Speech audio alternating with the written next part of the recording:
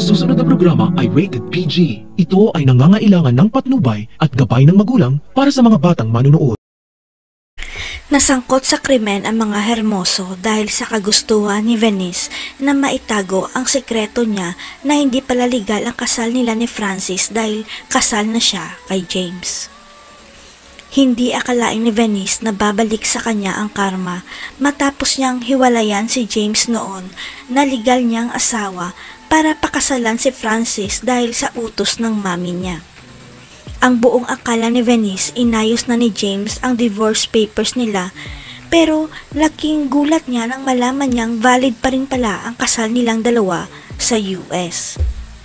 Sa kadahilanang nasangkot sa krimen ang divorce attorney ni James sa Amerika para mag-asikaso sana ng divorce nila kaya lang nakulong ito kaya hindi na natuloy ang papers nila.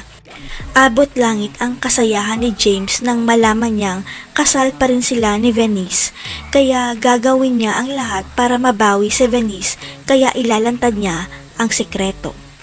Sa takot ng mga Hermoso na masira ang plano nila, walang awang sinagasaan ni Vivian si James, sangkot ang dalawa niyang anak at dinala nila si James sa tagong lugar.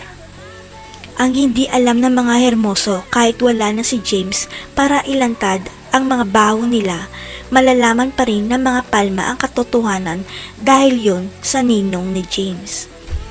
Nag-aalala na si Ninong dahil hindi niya mahanap si James at malakas ang kutob niya na baka may nangyaring masama na kay James at ang hinala pa niya ay si Francis. Kaya susugod sa mansyon si Ninong ng mga Palma pero imbis na si Francis ang makausap niya, si Margaret ang haharap sa kanya kaya isisiwalat na niya ang lahat.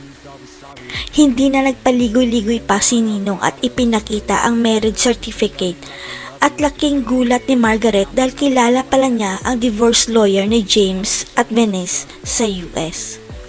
Iisa lang kaya ang divorce attorney ni James at Margaret kaya kilala niya ito. Mapapalayas na kaya si Venice sa mansyon dahil bistado na ang sikreto niya. Abangan.